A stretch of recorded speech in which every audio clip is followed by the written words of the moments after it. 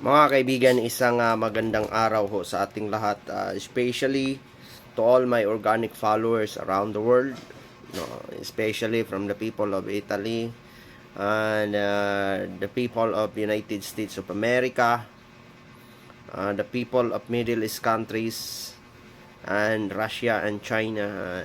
Thank you so much for watching us, mga kaibigan.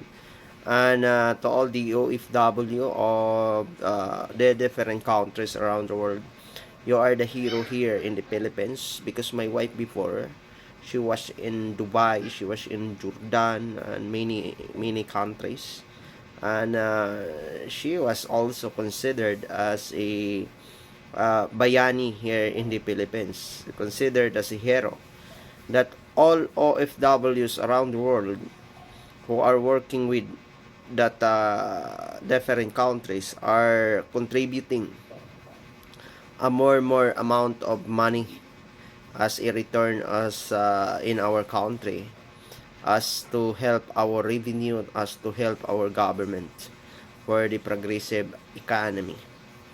But I'm so sad because there is a lot of elected officials in this country are corrupting that kinds of taxes from our OFWs around the world, especially the tax of the Filipino people. I do not like to mention one by one, because almost 600 plus agencies in this country are involving on that kinds of I do not like to tell all the and very specific, but there is a lot of reports that involving in corruptions, mga kaibigan, that the government are working as tools of the government. We are two, elected by law and appointed by law. And then there is a lot of people who elect and choosing and voting that kinds of people in order to save the country, but later to save the money of the government in their own pocket. So that's why, just be careful, all of you. This please be remind you that no other than powerful among all, no powerful above the law, because the law says no below the law and no one can above the law.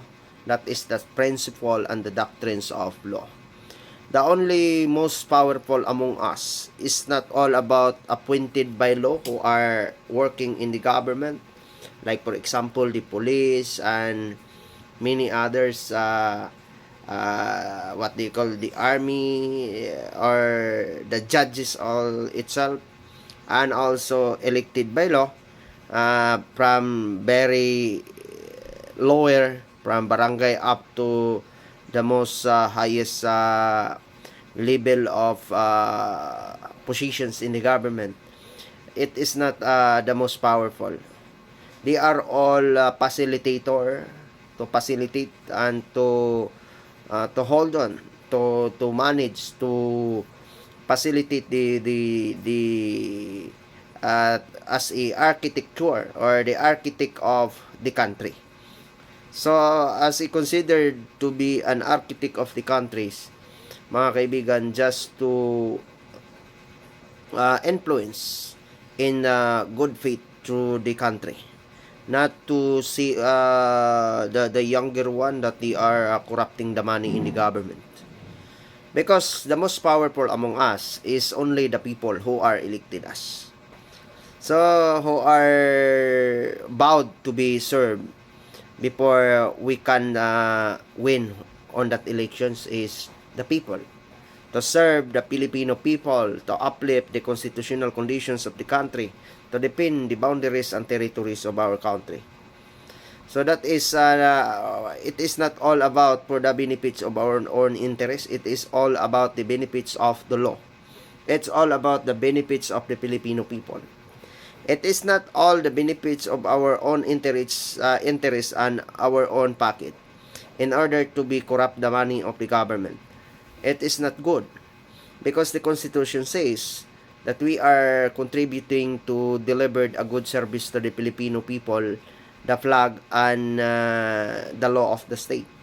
So that is why, just to be understand all of you, that it is not a part of working tools of the government that to corrupt the money and to disgrade the due process of law and the transparency of the government. It is not called for the it is not good faith of the service and the essence of work as a tools of the government to be a good servant of the Filipino people.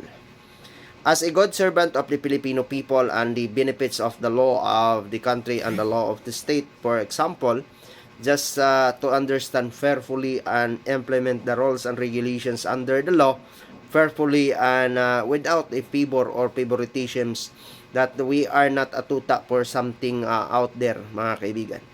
Just to understand that is the knowledge of power. So that is not called about the power, but it is the knowledge. It is the knowledge in which the Bible says in the God. It is not all about Satan. Because there is an evilos or Satan working in their minds and their characters of every one of us. Because the people who are not going to listen for what they are out in office to be served in this government for law and the people for the benefits of Filipino people, it is not the good faith in God. It is a bad faith within the Satan working in the character. So that is why there is a lot of people out there that they are going to smile before, but after they win for their elections, and they will be going to snub you. No, that is not the fearfully and wonderfully given to us. It is our fault. It is the fault of everyone who choose and elect on that.